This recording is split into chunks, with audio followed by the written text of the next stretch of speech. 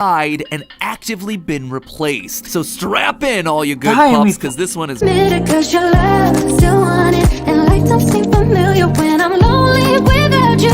I keep bringing it back to life, reminiscing. Hello, Internet! Welcome to Film Theory, ruining your childhood since 2014. But you know what? I'm not content to just ruining your childhood. Oh no! I've got my sights set on your children's childhoods too. Damn. Today we're ruining your kid favorite show is insane.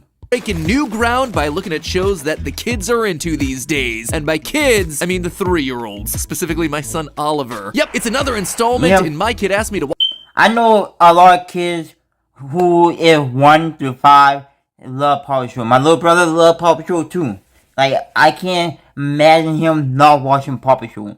Watch this, and now you have to suffer through the consequences. My 3-year-old is programming a 10 million subscriber YouTube channel without even realizing it. They just grow up so fast. Now, admittedly, I actually really like this show. The Paw Patrol is a team of 6 puppies led by a 10-year-old boy named Ryder. Each pup has a specific set of skills based on emergency services. There's Chase the police officer dog, Marshall the no, there are 2, not 1.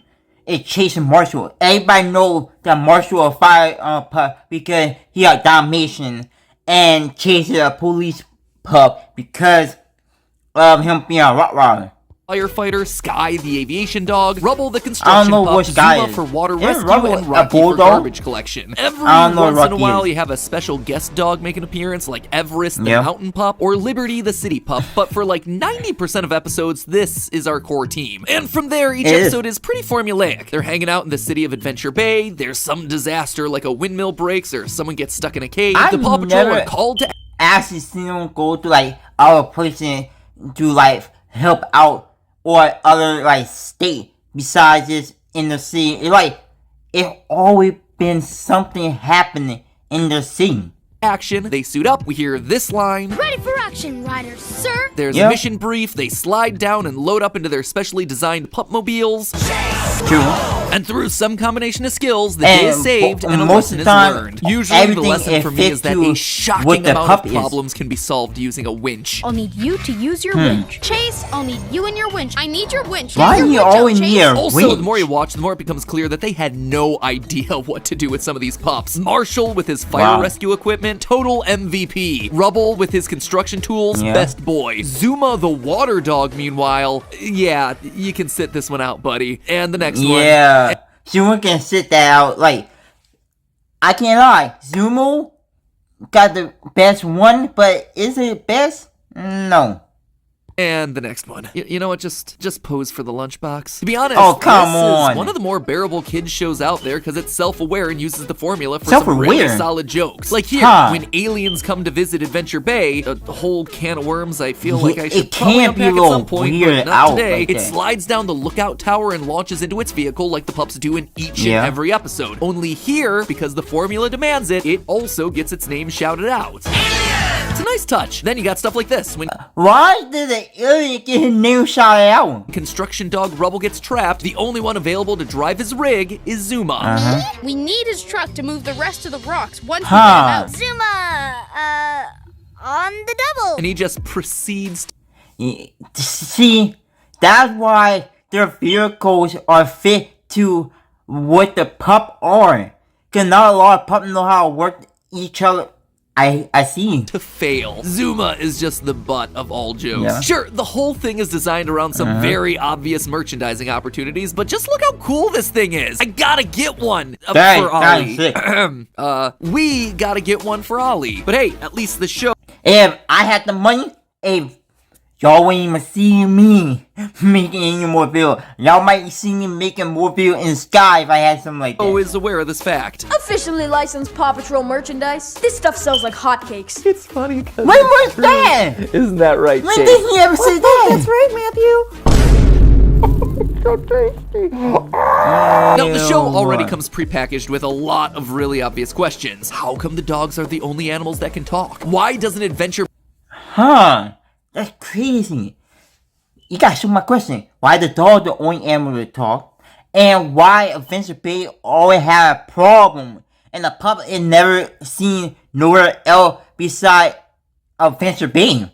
They have a normal police force or fire department. When is Katie finally gonna admit that she has a crush on Ryder? Admittedly, the last one might just be me, but it is so obvious that they would be a total power couple. Anyway, those questions aside, there was one moment that really stood out to me. A moment in season 1 that caught my attention as just a little bit weird, and it prompted me to dig deeper. And oh boy, did that start leading me down the darkest possible path for this universe. One that convinced me beyond a reasonable doubt that the Paw Patrol is dead. And not in just a, Hold up! Wait a minute, I thought you were saying they all been AI. I didn't expect you to say all 6 of the main pup are dead. This was a dream route or anything like that. I'm saying that within the canon of the show, Paw Patrol members have died and actively been replaced. So strap in, all you good pups, because this one is going to be a rocky ride. Ready for action, Ryder, sir, because Matt Pat is on the case. So the moment that got me to start digging deeper was from season 1, episode 9A. Favorite TV show, where we learn about how Rubble the construction pup came to join the Paw Patrol. Now, this is actually one of the very few origin stories that we get for any of the pups. Yeah, it is good. The only origin story we got was Chase and Sky, but we only got it in the movie. We never got it in the show. So, for Rubble to have his own origin story in the show is crazy. So, we don't know about Marshall, Rocky, or Zuma origin story yet. The only other one that we see is for Chase in the Paw Patrol movie, which I'll come back to later. In this episode, we learned that Rubble was actually the last member of the team to join. Basically, he was a stray puppy that needed to be saved. After the Paw Patrol rescues him, he winds up tagging along on their next mission to rescue a snowboarder trapped on a snowy mountain. When Ryder's shovel can't dig up the snow, baby Rubble steps in to save the day. That bravery winds up earning him a spot on the team. He receives his signature pup tag, hard hat, and construction vehicle. Cue the end credits. You're all good, pups. But hold on. Look closer at what happens in the episode. Ryder calls the pups to the lookout for the mission briefing, which he does all the time. But check out the big screen. Do you notice the pup tags along the bottom? Fire is Marshall, the star represents Chase and the police force, recycling is Rocky, the propeller is Sky, the anchor is Zuma, but seriously, for as little as it's used, it might as well not be there. And of course, the rest is for Rubble. But this... Why you do Zuma that bad? Oh my god. This is the first time that we've met Rubble. He was literally just saved by the team less than an hour ago, but he has a dog tag on the screen? A tag... Saved less than an hour, and already a part of the Paw Patrol? That he won't get until proving his worth at the end of the episode. His yellow segment is also already on Ryder's pup tag. How could it be there if they don't have a construction pup yet? The only way that this makes sense is if there was a construction pup prior to Rubble. Now, you'd be forgiven for thinking that this is an animation error or something, but the evidence proving that there's a pup prior to Rubble really starts to add up once you look for it. At the end of the episode, we see Ryder give Rubble his construction helmet, but if you look closely at the helmet, it has scrapes on it as though it's been used. This isn't a brand new helmet for a No! I don't want to believe he's right, but in some case, he's definitely right. Brand new profession within the Paw Patrol, this helmet used to be the last construction pup's helmet. Rubble is also given the construction rig, which also has wear and tear on the front of the bulldozer portion. See that paint wearing away? Again, it's been used before. More noteworthy though is the fact that Rubble's too small for the vehicle. And Ryder explicitly says that he's going to need to grow first before he can truly reach the wheel. You have a little bit of growing to do before you can reach the steering wheel, but you'll get there. All the other pups have vehicles that fit them perfectly. In fact, when other new pups join the Paw Patrol, like Everest, Tracker, and Liberty, their gear fits them perfectly the first time. So Ryder is clearly capable of making gear that fits Rubble when he's small, but doesn't. Why? It must be some sort of hand-me-down. Why?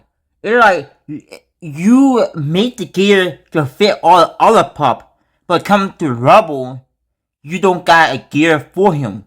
So, what are you trying to do? Already had the equipment from the last construction pup available. Why make a whole new vehicle if there's a perfectly good one sitting there waiting to be used? And again, if you think I'm looking too far into this, here is the definitive proof that I'm right. You'll notice that each vehicle is numbered. Ryder's ATV is 1 because he's the leader. Chase is 2, Marshall 3, Sky 4, Rocky 5, Rubble 6, and Zuma 7. But did you notice a problem with that? We know out of these pups that Rubble is the last to join the team because during his story we see all the rest of the team. And yet here's his pupmobile numbered 6 of 7. This is proof that there was a puppy before Rubble doing his job. The numbers do not lie. Zuma being number 7 proves it. Hey, would you look at that? Zuma is finally useful for something. I think I'm going too deep into this video with him, or he just blew my mind and I'm not really thinking ahead of him or something. It's something like that. You start to see of a former Paw Patrol, one that's no longer with us, one that no one speaks of. In season 1, episode 6B, Marshall attempts to break the record for the fastest fire pup. The implication here is that some dog held the record before him, but who? What other fire pups exist in this world? No municipality outside of Adventure Bay really. What other pup existed before all of them? Because there's gotta be someone that was working with Ryder before Ryder got all of them. Seems to use anything similar to a Paw Patrol. In the Paw Patrol movie, for instance, we start off with a semi-truck driving off a bridge. When Captain Turbot mentions the Paw Patrol, the truck driver has no idea what he's talking about. He's in shock when a puppy comes to rescue him. Call the police, call the fire department, call everybody. You're in Adventure Bay. Here, we call the Paw Patrol. You gotta call the who? Same thing happens at nearby Adventure City when the news actively reports on the arrival of the pups. Guardians, heroes, cute little dogs in adorable outfits. Whatever you call them, the Paw Patrol were here to save the city. The idea of a team of rescue dogs just isn't a normalized thing in this universe, which suggests that there was a Marshall before Marshall to be the record-setting. There was somebody before Marshall, somebody before Chase, somebody before all of them. Fire pup. In fact, take a look at the fastest fire pup trophy. It looks exactly like Marshall's fire engine, except Marshall doesn't have the record. Same vehicle, different pup, just like we saw with Rubble. But that's when you start to notice a really disturbing trend. All the pups are stray dogs. They're sad, they're scared, and they're alone. Then, and only then, are they enlisted by Ryder. We just covered Rubble's origin story. Oh, no. Alright, it totally makes sense. Totally makes sense. Story where he's a baby puppy in danger, but the same actually holds true for Chase, the police dog. In fact, that's pretty much the main plot of the Paw Patrol movie. Chase's origin story is that you don't really actually pay attention to Paw Patrol because it's so good and it teaches you life lesson and you really don't pay attention. So what I admire y'all to do, sit down with y'all kids, your brother, little brother, or little sister that are 5 and younger, and watch Paw Patrol. And then come back to the video and tell me what y'all actually caught in your Paw Patrol. It don't matter what season, what episode, it doesn't matter what the movie is. What did y'all catch? What made it catch your eyes? He's a puppy that was abandoned on the street by his owners. He's almost hit by an oncoming car when suddenly he's rescued by Ryder and recruited onto the team. I know. You saw me and took pity on me. Not at all. I chose you because you were the bravest pup I'd ever seen. Later that same movie, Liberty is added to the team. Another stray dog that we see over the streets begging for food. That don't make no sense. Normally, if you look at the movie, you can tell where most of the pup comes from. Every origin story that we have for new members onto the team, it's always the same. A lone dog with no connections and no home is enlisted to be always the same. Lone dog, no home, no connection, no family, and then Ryder come along. Patrol member. Mountain Dog Everest, Jungle Dog Tracker. Yep, they're the exact same way. I can't wait to meet them. It gets kind of lonely sometimes. You watch the show, and I will tell you. Fred nearby. I'd like to make you an official member of the Paw Patrol. Ryder collects abandoned, stray, and orphan dogs to add to his team. Like, look, the other 3, I forgot their name, but they were abandoned. Right? They were abandoned, found by other people, and then they joined the Paw Patrol when Ryder came along. Why? Well, here's where it all starts to come together. The missing pups, the new additions to the team, they're all expendable. That's why it's a rescue team made of dogs. Ryder doesn't use the pups for rescues because they're best suited for the task. He's using them because the risk of losing a human life is too great, and having puppies perform the rescues means minimum human casualties. If a dog dies trying to save someone from a house fire or a rock slide, they can be replaced. We actually do see this in real life. No! That's what. Okay, Ryder. You're cruel in the mind. Avalanche rescue dogs. When an avalanche occurs, dogs are sent out to search for anyone buried under the snow to dig them out. Unfortunately, this means that in some cases, dogs might be hit by the avalanche and not survive. Sometimes. But this also means that in the process, they've spared the lives of any humans that would have attempted the rescue instead. And who could be more expendable than lone stray dogs with no home wandering the streets? I chose you because you were the bravest pup I'd ever seen. No, Ryder. Be honest with yourself. You Ryder, you need to stop doing all that. Chose him because he was there, because he was unwanted and no one would miss him. In success, he becomes a top-tier rescuer. In failure, he's just another forgotten puppy that would have died on the streets anyway. And if he dies in the line of duty, well then he's celebrated as a fallen hero. He's the goodest of boys. And if there is any doubt that these dogs are in danger, just watch the show. The situations get perilous. In the movie alone, they're doing rescues at the top of collapsing buildings. A building, we're told, is the tallest one in the world. And in the show, sure, some episodes. Wait a minute. So, in the movie, you can see them doing dangerous stuff. But then in the show, you don't really see them doing dangerous stuff, so you wouldn't know what they be doing. Episodes are like, hey, we just saved a frog, or hey, we brought your school lunch back to you in time. But sometimes you have stakes where dogs are hanging on by their teeth from out-of-control hot air balloons. So how does any of this benefit Ryder? Well, financially, the cost must be far less than employing several police officers, builders, and lifeguards. The dogs are given treats as their payment at the end of each mission. Meanwhile, Ryder gets to keep all the cash for himself. No wonder he always... Ryder! No wonder Ryder have all the money to get a new vehicle and get a new building for them. No wonder. I see where you throw your money at. No job is too big, no pup is too small. It's business. Of course they'll accept any job. The dogs really can't say no. And sure, Ryder attributes all the team's wealth to the merch, but government contracts tend to pay even better. This 10-year-old is literally part of the military-industrial complex. Bro, at this point in time, this 10-year-old is making waves. This 10-year-old is making billions. Almost trillion, more than the average adult could ever make. He's expanding the operation. He's finding dogs in new cities and setting up Paw Patrol outposts around the world. The Paw Patrol will always look out for Adventure City. In fact, the Paw Patrol movie shows characters from the TV show actively commenting on the fact that only now is the Paw Patrol becoming more well-known. And to think, I knew them before they were famous. It's $1 billion business built on the backs of puppies. Pups that are expendable. Pups that are following in the paw prints of other pups that came before them. Ones that died in the line of duty and have been swept away by history. That is the dark... Come on, Ryan.